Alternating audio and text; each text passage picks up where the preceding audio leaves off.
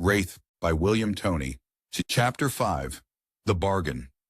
The dark underground chamber was suffocating, the air thick with the weight of ancient stone, and a lingering, unspoken tension. Aaron's body was still sluggish, as though every muscle had been paralyzed, but his mind was running in frantic circles.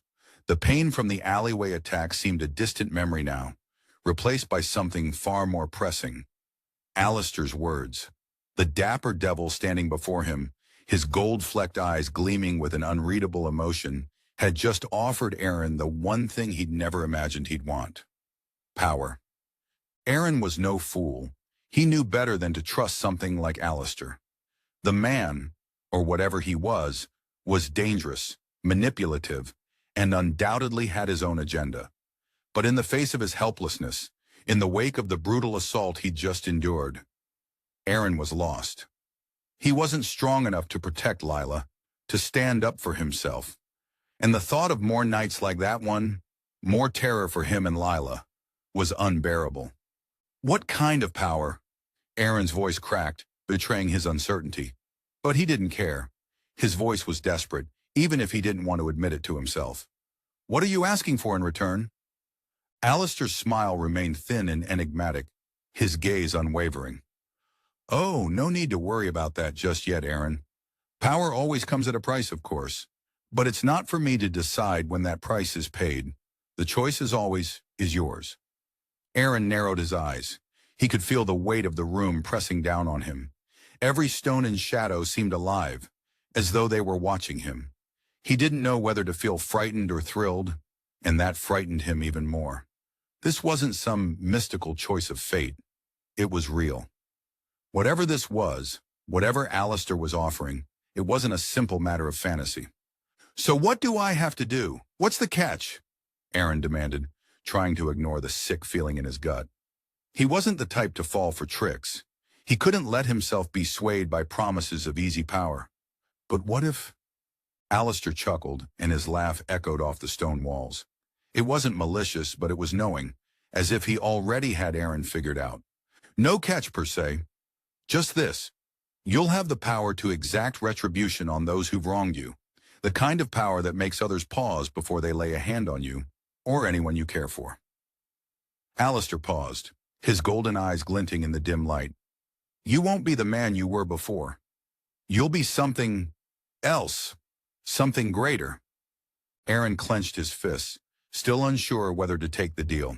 He didn't trust Allistor, but what were his other options? He knew the police wouldn't be of any help to him. He had heard stories of robberies and other people being threatened, and the police either wouldn't or couldn't do anything about it. He knew they wouldn't waste their time on a petty assault in a city this crowded, not when real criminals were out there. And Lilah, she had been dragged into this mess too.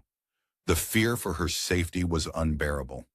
His thoughts drifted back to the night, the tall man's cruel grin, the way the others had surrounded him. Lilah's face twisted with panic. And then that sickening punch. He had been powerless. But maybe he didn't have to be powerless anymore. How does all of this work? Aaron asked, his voice quieter now, more resigned. Allistor's grin stretched wider, and his voice dropped to a low, almost soothing tone. You will be granted the ability to influence the world around you, the ability to push, as if the very elements of reality are yours to manipulate. Ever seen a poltergeist in action? Well, think of this as a refined version of that. Its force, the power to move matter. Aaron blinked. Poltergeist? That was absurd, but his mind, already twisted by the experience, entertained the idea. What does that mean? I can move things around? Not just move things, Allistor replied, taking a step closer. You'll have the power to control them, influence the objects around you, bend them to your will, make them move, break, or even turn against those you choose. Imagine yourself as a shadow, unseen but felt, your will imposing itself on those who deserve it. You won't need to touch a thing, just your intent, and it will be done. Aaron's heart began to race again. How is this real? He'd seen the damage poltergeists could do in ghost shows and myths, but it had always been just that. Stories. Yet as Allistor spoke, Aaron's mind began to shift, and the idea of wielding this kind of power seemed both intoxicating and terrifying. He could take back control. He could punish the people who had done this to him. "Why me?" Aaron asked, his voice thick with suspicion. "Why are you offering this to me? What's your angle? Why would you want someone like me, someone who doesn't even believe in this kind of thing?" Allistor stepped forward, his smile never wavering. He leaned closer, and for a moment Aaron thought he saw something dark flicker in those golden eyes. A glimmer of something ancient, something far more dangerous than Aaron had anticipated. "You are exactly the type of man I need, Aaron," Allistor said, his voice low and smooth. "You see, power like this doesn't go to just anyone.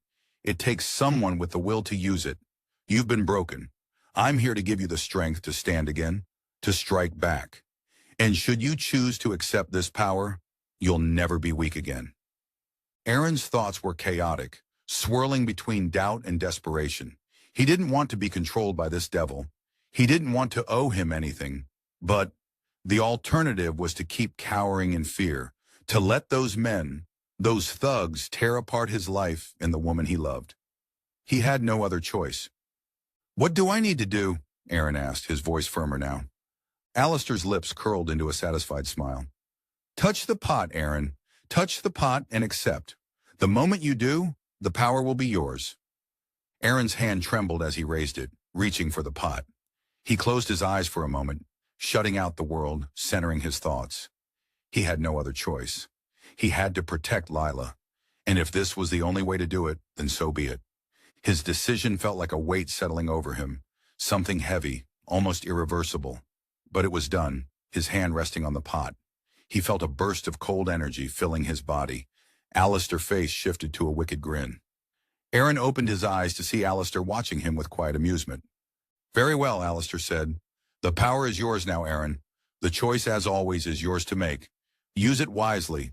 And remember, those who wield such power are often consumed by it." Aaron nodded, though he wasn't sure he fully understood what Allistor meant. He felt something shift inside him, like a cold, invisible energy coursing through his veins. It was as if the world around him suddenly felt different, his senses heightened, sharper. A part of him wanted to recoil, to step back and reconsider, but it was too late now. He had crossed the line. He was no longer the man he had been before. Whatever happened next, there was no going back. "Good luck, Aaron," Allistor said, his voice like velvet. "You'll find it's a far darker world out there than you ever realized. Be ready." Allistor said with an amused grin, "Now let's get you back so you can begin your work." Aaron nodded, though part of him wished he could take it all back. As the world around him began to fade into darkness, Allistor's words echoed in his mind. "Be ready."